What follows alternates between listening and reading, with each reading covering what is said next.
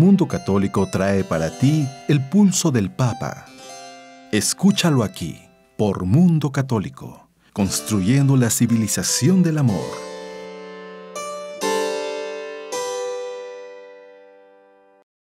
Le saludamos con afecto, como cada semana, deseamos que usted se encuentre bien y tenemos el aprecio de servirle hoy a través de la radio. Isabel Galván. Y Roberto Farril en las voces informativas y en los controles operativos, Roberto Pérez Armenta. Hola, Isa, bienvenida. Hola, gracias. Pues lamentable lo del padre Francisco Javier Bautista, que ha sido detenido y acusado, pues está desarrollando la investigación. Esperemos en Dios que salga bien librado y que salga la verdad y la justicia. Confiamos en el Señor. Tenemos mucho que informarle. Vamos a comenzar con sucesos ocurridos en Oriente, en la sede apostólica y en el Vaticano. Estas son las noticias. Comenzamos con noticias del Papa para informarle que durante la audiencia general celebrada el pasado miércoles 19 de junio en la Plaza de San Pedro del Vaticano, el Papa dijo que la oración es el pulmón que da respiro a los discípulos de todos los tiempos y destacó cómo Dios irrumpió en el cenáculo 50 días después de la Pascua, donde se encontraban en oración los apóstoles con María, la Madre de Jesús. Se trata de una irrupción que no tolera el cierre, que desentranca las puertas con la fuerza de un viento que recuerda a la ruaj, el soplo primordial, y que cumple la promesa de la fuerza realizada por el resucitado antes de su despedida, explicó Francisco. Francisco destacó la importancia del papel de los laicos católicos en la política al reflexionar sobre la concepción cristiana de la vida social y de la vida pública. Así lo dijo el Santo Padre en un mensaje escrito a los participantes de la conferencia internacional que se realizó el 14 al 16 de junio en la isla italiana de Sicilia con el tema La actualidad de un compromiso nuevo, inspirada en el legado del sacerdote italiano Giulio Turso. En su mensaje, el Papa señaló que este centenario nos brinda la oportunidad de reflexionar sobre la concepción cristiana de la vida social y sobre la caridad en la vida pública, de acuerdo con el pensamiento, la vida y las obras del siervo de Dios, don Luigi Turso. En más noticias, el pasado domingo 16 de junio, Francisco celebró la solemnidad de la Santísima Trinidad en una misa en la ciudad italiana de Camerino, lugar que fue golpeado fuertemente por un terremoto en 2016. Tras viajar en helicóptero desde el Vaticano a la diócesis de Camerino, el Papa fue recibido por el arzobispo local, Monseñor Francesco Massara, y otras autoridades civiles. Después, Francisco visitó algunas familias en la localidad de Cortine y entró en las viviendas de emergencia, en donde saludó a algunas familias que viven allí. Posteriormente visitó la catedral dañada por el terremoto y rezó ante una imagen rota de la Virgen María. En la audiencia con los frailes menores conventuales en la Sala Clementina del Palacio Apostólico en el Vaticano, el Papa Francisco alentó una formación sólida que ayude a contener el abandono de la vida consagrada. El Santo Padre explicó que una formación sólida permitirá que sea posible contener al menos en parte la hemorragia de los abandonos que afectan a la vida sacerdotal y consagrada. Esta formación, resaltó el Papa Francisco, debe ser un camino formativo que favorezca en los hermanos la conformación cada vez más plena con Cristo, una formación integral que involucra todas las dimensiones de la persona, una formación personalizada y permanente en cuanto itinerario que dura toda la vida. Antes del rezo del Ángelus del pasado domingo 16, la solemnidad de la Santísima Trinidad, el Papa animó a caminar unidos y alegres en el camino de la fe, de la esperanza y de la caridad durante su visita a la diócesis italiana de Camerino, gravemente afectada, como le hemos informado, por un terremoto en 2016. Queridos hermanos y hermanas, caminen unidos y alegres en el camino de la fe, de la esperanza y de la caridad, fieles a los numerosos testimonios de santidad de la cual su tierra es rica, expresó el Papa al finalizar la misa, celebrada en una plaza cercana a la catedral dañada por el sismo.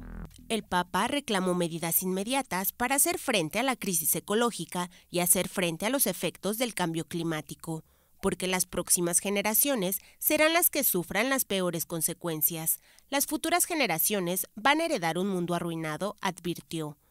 Durante un discurso que pronunció ante los participantes en el diálogo sobre la transición energética y la tutela de la casa común, que se desarrolló en la Casina Pío IV del Vaticano, organizado por el Dicasterio para el Servicio del Desarrollo Humano Integral y líderes de las empresas petroleras mundiales, el viernes 14 de junio, el Santo Padre señaló: Nuestros hijos y nietos no deben pagar el coste de la irresponsabilidad de nuestras generaciones.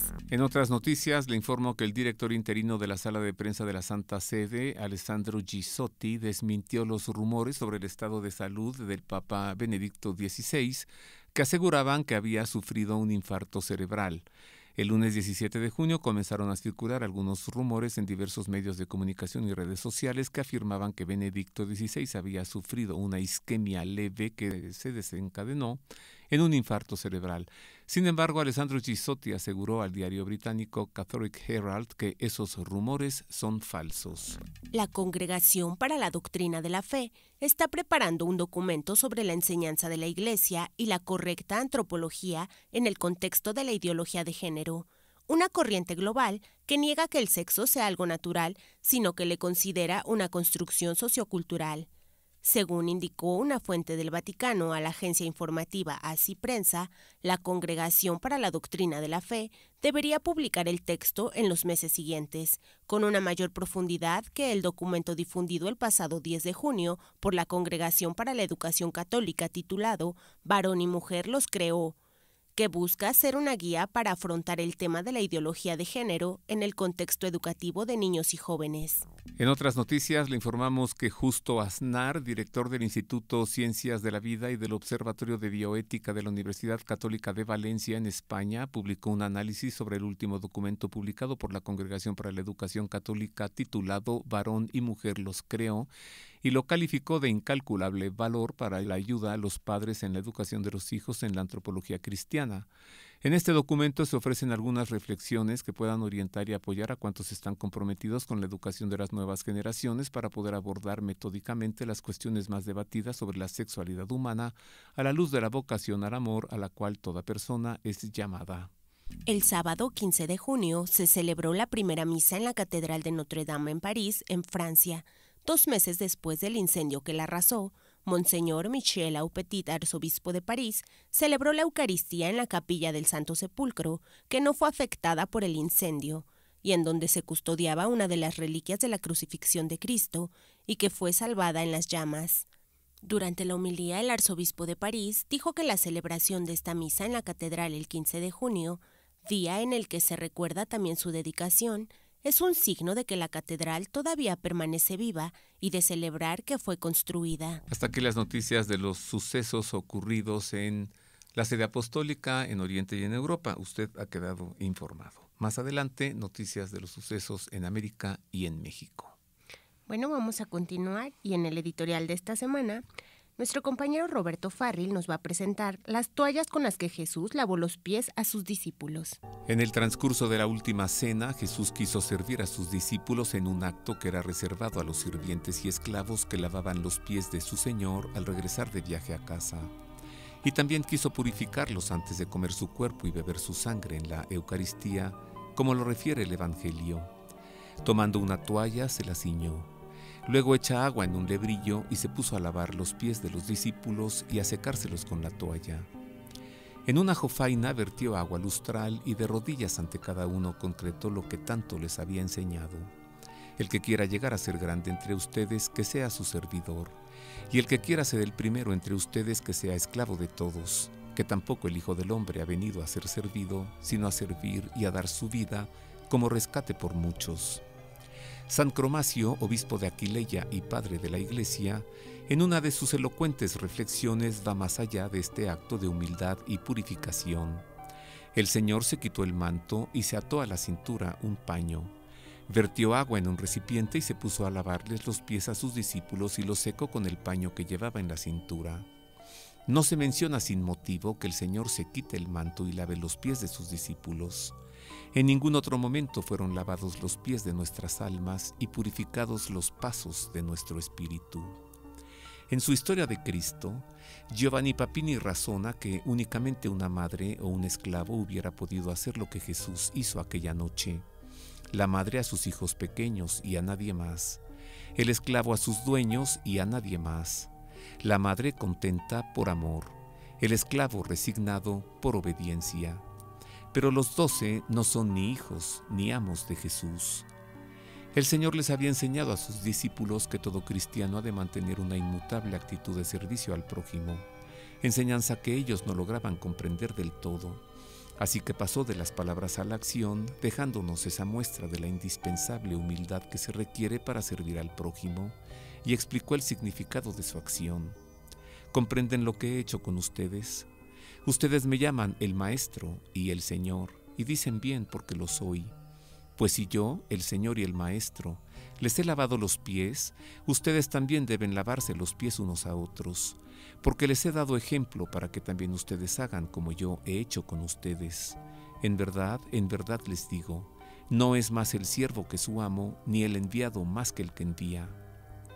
Además, el Señor elevó a categoría de ofrenda todo servicio en favor del prójimo. En verdad les digo que cuanto hicieron a uno de estos hermanos míos más pequeños, a mí me lo hicieron. San Cirilona, padre de la Iglesia, reflexiona en aquella acción del Señor que trasciende el servicio de la predicación del Evangelio.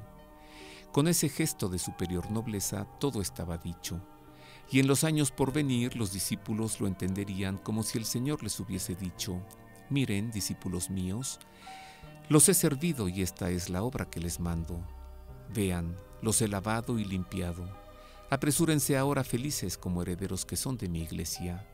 Caminen sin temor sobre los demonios y no se espanten al caminar sobre la cabeza de la serpiente. Caminen sin miedo y anuncien mi palabra en las ciudades. Siembren el Evangelio en todo país e infundan amor en el corazón de los hombres. Anuncien mi Evangelio a reyes y den testimonio de mi fe ante los jueces. Vean, yo que soy su Dios, me rebajé y les serví para prepararles una Pascua perfecta para que se alegre el rostro de la humanidad entera. En la Basílica de San Juan de Letrán, catedral de la diócesis de Roma, al lado izquierdo del ingreso a la sacristía se encuentra un panel de mármol conocido con el nombre de Tabula Magna Lateranensis, originario del siglo XIII, que en latín escrito en finos mosaicos dorados contrastados entre mosaicos negros, muestra la lista de las reliquias que se conservan en la basílica, entre ellas Linteum unde pedes discipulorum labit, o el paño con el cual lavó los pies de los discípulos, una reliquia que mueve a servir al Señor en el prójimo. Muchas gracias a nuestro compañero Roberto Farril por habernos presentado esta reliquia tan importante. Vamos a hacer una breve pausa y continuamos con información del beato Sebastián Aparicio, quien el fray Efrén Valleño nos habló un poco más de él. Póngase en contacto con nosotros a través de nuestro correo electrónico elpulsodelpapa@vericreer.com. Continuamos con más en su programa Servicios Informativos de Ver y Creer. Está en nuestros estudios fray Efrén Valleño, él es sacerdote franciscano, es el historiador de los franciscanos y viene aquí para hablarnos de un maravilloso beato que se encuentra su cuerpo incorrupto en la ciudad de Puebla de Los Ángeles, un hombre para cuya causa de beatificación se registraron algo así como 800 milagros. Es una cosa maravillosa este beato Sebastián de Aparicio. Bienvenido, fray Efrén. Gracias, Roberto. Qué gusto que esté aquí. No se nos vaya mucho tiempo. No, aquí estaremos. ¿Estará contento el beato de que estemos hablando de él? ¿O era muy sencillo él? Yo diría que demasiado sencillo. ¿Sí? Sí, porque dado sus mismos orígenes, él en realidad es un campesino sencillo. Sus padres son campesinos. De hecho, él no tuvo la oportunidad de hacer estudios. Así que más bien él se dedicó al campo, se identificó como todos los campesinos grandemente con la tierra, con su tierra. Lógicamente, siendo campesino, aprendió no solamente a amar la tierra, a cultivarla y muy bien. Pero dada la pobreza, él tuvo que salir del pueblo de Gudiña para tentar suerte en otros lugares. Y el primero donde él llegó es a Salamanca. En Salamanca consigue trabajo, más o menos gana bien, le va a permitir reunir lo de la dote de sus dos hermanas, casaderas, para ya dejarlas listas. Pero aquí comienza algo que es típico y también no deja de ser llamativo en la figura de este beato. Estando en Salamanca, es una casa rica. La señora, hasta donde se sabe, era una señora viuda que se enamora de Sebastián y Sebastián mejor pone terreno de por medio. Él no pensaba en el matrimonio Así que deja Salamanca y se encamina hacia Extremadura. Casi, ahora sí que de extremo a extremo, exacto. En Extremadura lo mismo, él consigue trabajo, también en otra casa bien donde él sabía trabajar muy bien el campo, pero va a ser lo mismo. Él va a tener que huir. Sí, porque también... La señora se enamora de él. Y él dice, no, yo me voy. Así que era bien parecido. Bastante. Entonces él se va y él piensa ya entonces, porque es el tiempo. Recuerda cuando llegan todas las noticias del nuevo mundo, de la Nueva España, de todo lo que espera allá, de las grandes riquezas que hay, del oro, de tantas otras cosas. Él como joven, 1502, que tendría unos cerca de los 30 años, dice, bueno, creo que es la oportunidad. Así que trabaja otro tiempo, pero ahora en Sanlúcar, acuérdate, el puerto, ¿no? Ajá. Donde se zarpaban las naves para venir a la Nueva España. Trabaja un tiempo, reúne lo de su pasaje y entonces dice, ahora sí, vámonos a la Nueva España. O sea, era muy trabajador también. Sí, o sea, él, realmente su vida, estos primeros 30 años, transcurre en el trabajo y en la cercanía lo más que puede con su familia. Mire qué buen hombre, ¿eh? Trabajar para ahorrar y dejarle la dote a las hermanas. Sí. Habla muy bien de él, qué calidad humana. Alguien que piensa en los demás. Sí. Eso va a ser lo típico de él. ¿Por qué? Porque aún, por ejemplo, en este caso de los que se enamoran de él no aprovecha, digamos entre comillas, ¿verdad? Bueno, pues se presenta la oportunidad, ¿verdad? Como se hace tantas veces. No, respeta, mejor pone tierra de por medio, se va. Y así llega a la Nueva España, pero muy joven, 30 años. Él llega en 1533, o sea, quería 31 años. Nace en 1502, 31 años tiene cuando llega a la Nueva España. Y es el tiempo, si recordarás, cuando en la Nueva España hay todo este movimiento para crear una ciudad, un espacio, pues, para los españoles, donde pudieran cultivar, donde pudieran tener su ganado. Y es precisamente la Puebla de Los Ángeles, el lugar, porque es la primera ciudad que se traza, ya con un poquito al estilo europeo, pero donde van a vivir españoles. Él llega allí, trabajador como era, comienza él a tener esta idea con un amigo suyo carpintero, decir, oye, ¿y por qué estos tamemes no les aliviamos un poco su trabajo tan pesado de cargar? Y tú que le sabes a la carpintería, yo que sé de animales, ¿por qué no comenzamos con unas carretas? Y entonces idean la carreta y esa carreta tirada por bueyes. En ese tiempo todavía no hay esto de tirar con las mulas y los animales de tiro, pues son los bueyes para ese tiempo. Claro, muy lento, ¿verdad? Pero él comienza a trazar los caminos que ya estaban, a acomodarlos.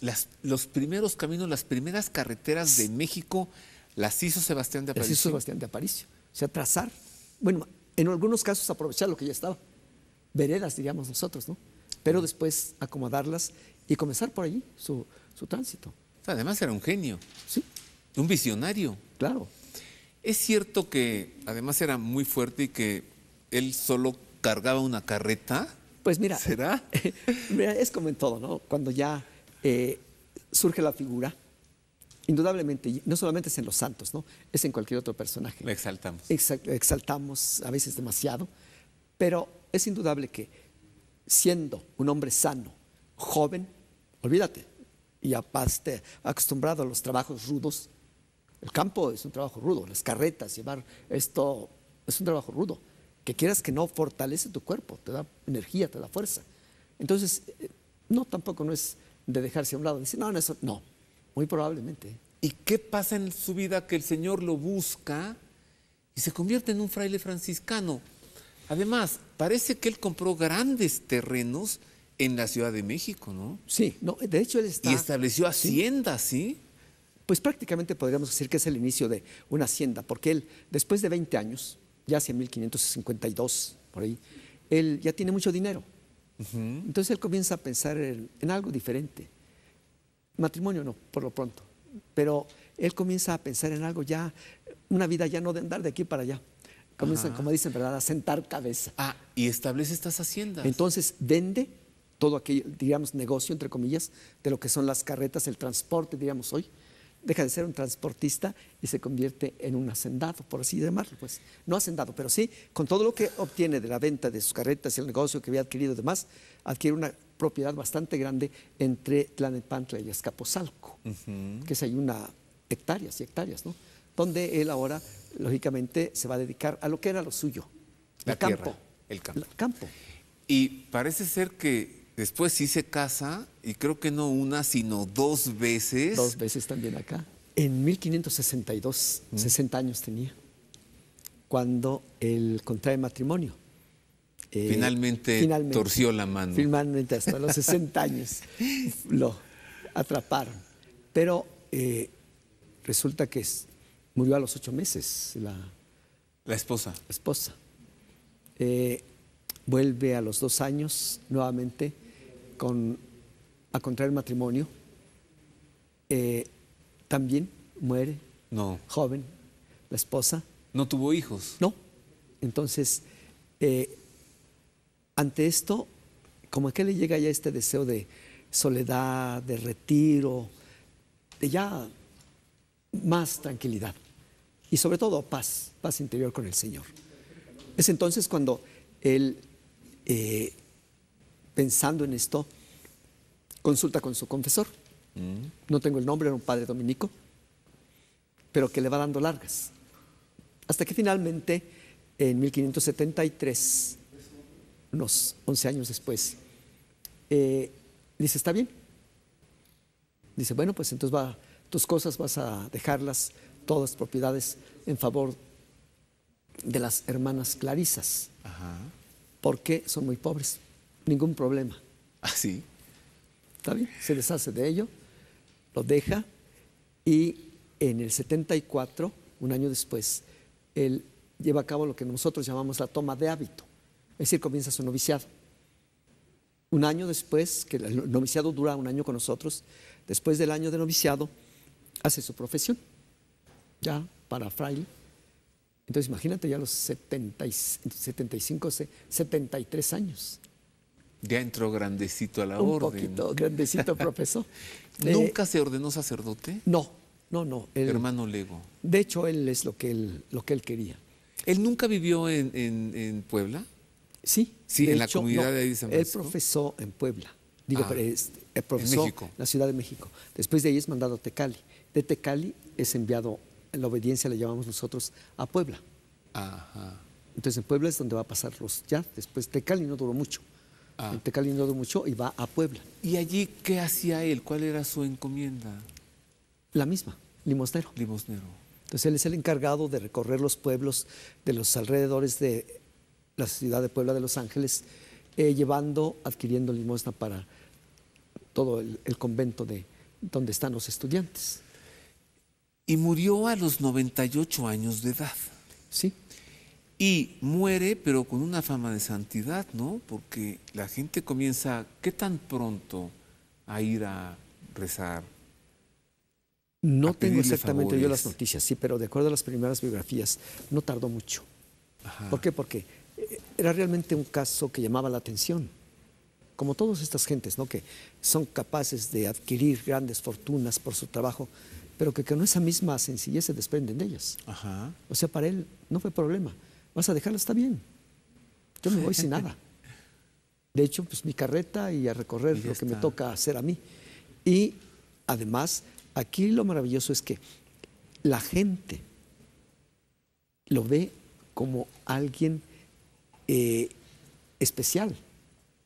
¿Por qué? Porque no era común ver un personaje así, que tienes, parece que todo asegurada tu vida y de repente dices todo eso nada. Claro.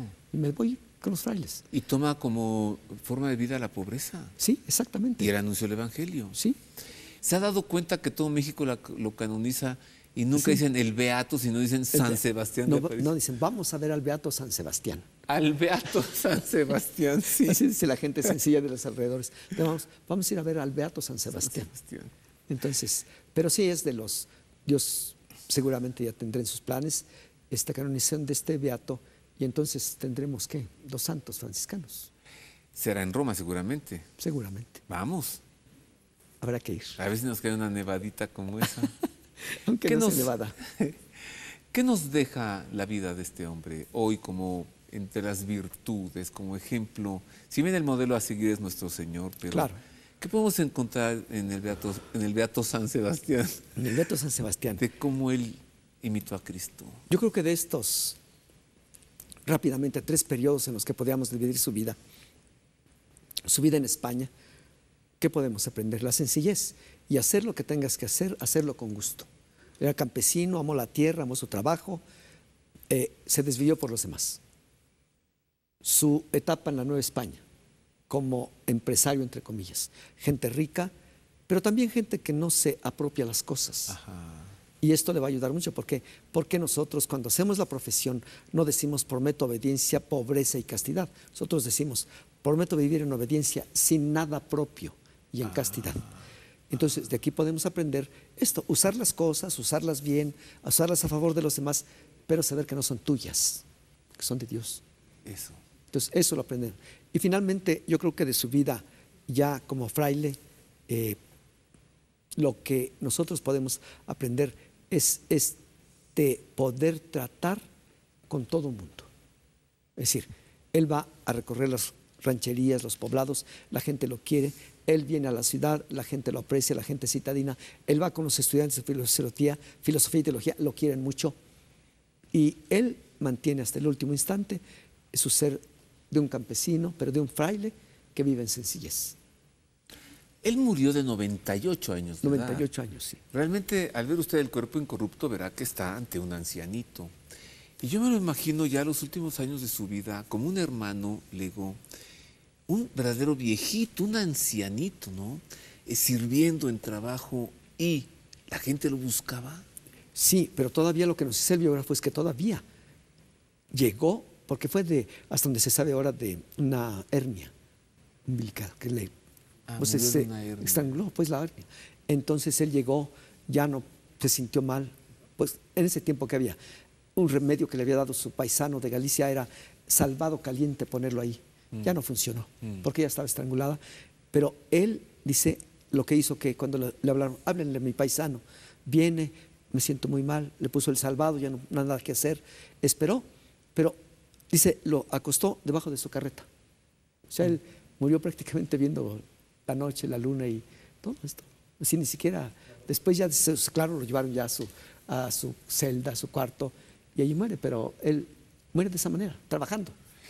¿La gente lo buscaba por un consejo, Por lo general no hacía pie, por así decirlo, en el convento, porque llegaba y el otro día salía, vamos temprano, pero en los pueblos sí.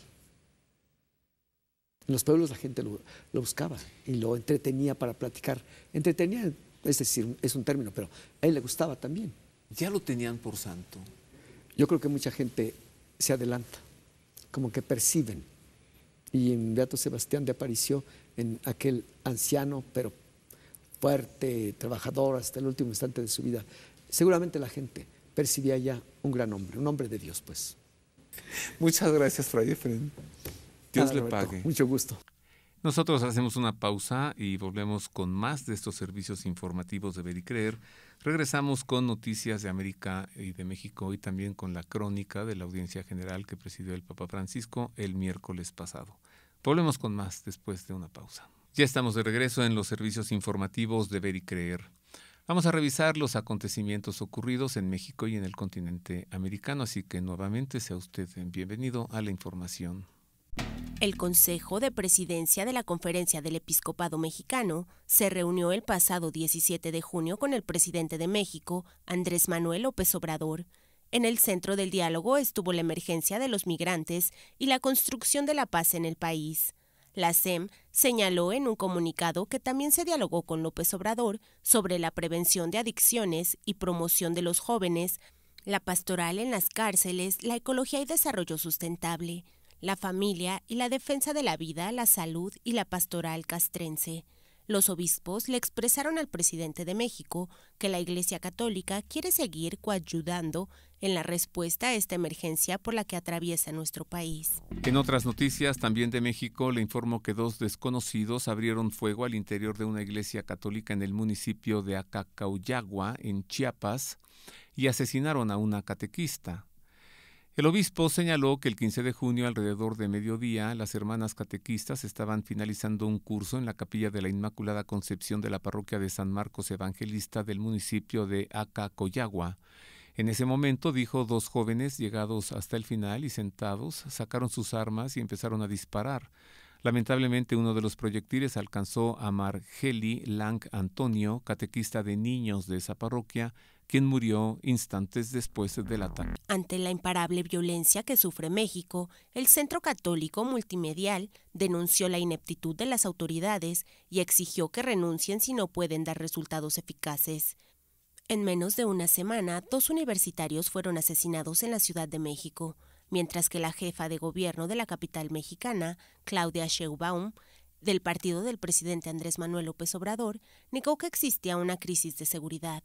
De acuerdo a cifras oficiales, los 3 primeros meses de 2019 fueron los más violentos de los que se tenga registro en México. El Congreso Estatal de Sinaloa, en el norte de México, rechazó el 18 de junio un proyecto que buscaba legalizar el mal llamado matrimonio gay. El proyecto de ley, que buscaba modificar los artículos 40 y 165 del Código Familiar del Estado de Sinaloa, fue descartado con 20 votos en contra y 18 a favor. Tras el rechazo de la propuesta legislativa, el Código Familiar del Estado de Sinaloa sigue reconociendo en su artículo 40 que el matrimonio está conformado por un hombre y una mujer, con igualdad de derechos, deberes y obligaciones, con la posibilidad de generar la reproducción humana de manera libre, responsable e informada. El artículo 165 sostiene también que el concubinato es la unión de un hombre y una mujer. Al final de una semana marcada por la inseguridad y el asesinato de 2 jóvenes universitarios, el gobierno de la Ciudad de México, de la mano de activistas LGTB, pintaron el 15 de junio calles de la capital mexicana con una bandera característica del colectivo homosexual. A través de Twitter, la Subsecretaría de Derechos Humanos del Gobierno de la Ciudad de México señaló que se trató de un acto simbólico para dar la bienvenida a la Marcha del Orgullo del 29 de junio, por lo que nos sumamos colaboradores de la jefa de gobierno de la capital mexicana, Claudia Sheinbaum. También las flores del sector, conocido como Zona Rosa, fueron colocadas en color y posición para emular la bandera gay. En una lamentable noticia de sucesos ocurridos en Brasil, le informó que una pareja de lesbianas asesinó a su menor hijo de 9 años, a quien un año antes le amputaron el pene porque querían convertirlo en una niña. El asesinato a sangre fría, informa el diario español El Mundo, lo cometió una pareja de lesbianas formada por Rosana Cándido, madre del menor, y Casila Pessoa, de 28 años. La policía detuvo a las asesinas y, según las investigaciones, ambas vestían al pequeño con ropa de niña y le dejaron el pelo largo, a pesar de que el niño se resistía. Al ser arrestadas, reconocieron el crimen y señalaron que el niño era una carga para su relación de pareja. El arzobispo emérito de La Plata, en Argentina, Monseñor Héctor Aguer, advirtió recientemente que votar a favor de un partido o un candidato a favor del aborto es un pecado mortal. En su programa Claves para un Mundo Mejor, emitido por televisión el pasado 15 de junio, Monseñor Aguer señaló que si un católico vota a favor de quienes tienen en su agenda el aborto, nos convertimos en cómplices. El Concilio Vaticano II ha declarado al aborto como un crimen abominable.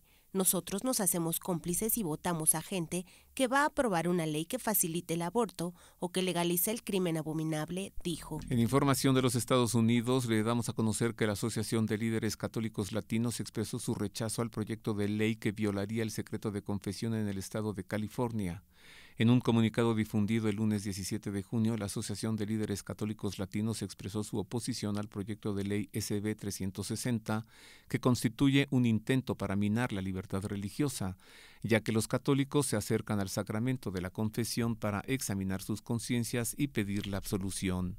El proyecto de ley originalmente buscaba exigir que los sacerdotes de California violaran el sello de confesión en cualquier momento en que obtuvieran conocimiento o sospecha de abuso infantil al escuchar la confesión de cualquier penitente. Los obispos de Estados Unidos aprobaron unánimemente un mecanismo nacional para que las víctimas notifiquen de manera confidencial los abusos que provengan de obispos y que violen el nuevo motu proprio. Ustedes son la luz del mundo.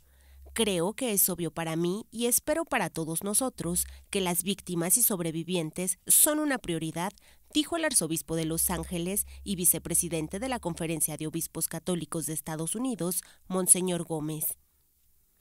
La declaración la dio durante las deliberaciones sobre el mecanismo de presentación de informes en la Asamblea General del Episcopado en Baltimore. Cuando ocurra esta situación, creo que cada uno de nosotros estará muy atento a las necesidades y al proceso de curación de las víctimas sobrevivientes. Así que creo que este sistema nos ayudará a asegurarnos de que todos los que sufren abusos serán atendidos, señaló el prelado. En información de Venezuela, le damos a conocer que la Comisión de Justicia y Paz y Cáritas de la Conferencia Episcopal Venezolana expresó su preocupación por el riesgo al que están expuestos los migrantes venezolanos, en especial las mujeres que dejan el país debido a la crisis que se vive allí. La Comisión de Justicia y Paz y Cáritas exhorta a las autoridades del Poder Público Nacional a investigar, perseguir, procesar y condenar a los responsables de los crímenes de trata de personas, expresaron. Además, hicieron un llamado a garantizar a los familiares de las víctimas el acceso directo y sin ningún tipo de obstáculos a los cuerpos de seguridad del Estado y órganos judiciales con el fin de que puedan exponer sus casos. La provincia de Quebec, en Canadá, aprobó el pasado domingo 16 de junio una ley que prohíbe a los funcionarios públicos como maestros y jueces usar símbolos religiosos en sus horas de trabajo. El proyecto, promovido por el ministro de Inmigración, Diversidad de Quebec, Simon Jolin Barrett, fue presentado el 28 de marzo y prohíbe el uso de los pañuelos musulmanes, el kipa judío y los crucifijos. La norma afectará a los futuros empleados contratados en el sector público, incluidos maestros, oficiales de la policía y jueces, mientras que los actuales empleados del gobierno en Quebec estarían exentos de la prohibición, pero no podrían ser ascendidos si es que la rechazan. En noticias procedentes de Cuba, le informo que un grupo de ciudadanos enviaron una solicitud a la alta comisionada de Derechos Humanos de las Naciones Unidas, Michelle Bachelet, para que se investiguen las muertes del fundador del Movimiento Cristiano Liberación, Osvaldo Payá, y del activista Harold Cepero, ocurridas el 22 de julio de 2012.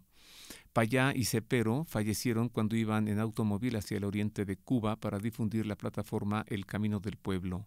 Según el gobierno comunista, un exceso de velocidad hizo que el vehículo se saliera de la autopista y se estrellara. Hasta aquí el recuento de los acontecimientos ocurridos en el continente americano y en México. Usted ha quedado informado. Bueno, vamos a hacer un enlace a Radio Vaticana, la radio del Papa, y vamos a conocer las palabras en español que dio el pasado miércoles 19 de junio en la audiencia general. Queridos hermanos y hermanas, 50 días después de la Pascua, los apóstoles vivieron un evento que superaba sus expectativas. Ellos estaban reunidos en oración, fueron sorprendidos por la irrupción de Dios que no tolera las puertas cerradas. Las abrió con un viento impetuoso, llenó toda la casa. Lo dijo el Papa Francisco en la audiencia general del tercer miércoles de junio de 2019, continuando con su ciclo de catequesis sobre la evangelización a partir del libro de los Hechos de los Apóstoles, como preparación para el mes misionero extraordinario de octubre de 2019. Lo Spirito Santo non solo si manifesta mediante una sinfonia di suoni che unisce e compone armonicamente le diversità. Asimismo, el Papa Francisco precisó que el Espíritu Santo no solo se manifiesta a través de una sinfonía de sonidos que une y compone armoniosamente la diversidad, sino que también se presenta como el director de la orquesta que toca las partituras de alabanza de las grandes obras de Dios. El Espíritu Santo, puntualizó el pontífice, es el creador de la comunión, el artista de la reconciliación que sabe cómo eliminar las barreras entre judíos y griegos, entre esclavos y libres, para hacer de ella un solo cuerpo. Construye la comunidad de los creyentes armonizando la unidad del cuerpo y la multiplicidad de sus miembros. Hace crecer a la Iglesia ayudándola a ir más allá de los límites humanos, de los pecados y de cualquier escándalo. La meraviglia è tanta che qualcuno si chiede si quegli uomini siano ubriachi. La maravilla es tan grande y algunas personas se preguntan si estos hombres están borrachos, pero los seguidores de Jesús no están borrachos, afirmó el Santo Padre, sino que viven lo que San Ambrosio llamaba la sobria embriaguez del Espíritu, que enciende la profecía entre el pueblo de Dios a través de sueños y visiones. A partir de ahora, el Espíritu de Dios mueve los corazones para acoger la salvación que pasa por una persona, Jesucristo, a quien los hombres han clavado en el madero de la cruz y a quien Dios resucitó de entre los muertos, librándolo de los dolores de la muerte. Es Él quien derramó ese Espíritu que orquesta la polifonía de la alabanza que todos pueden escuchar.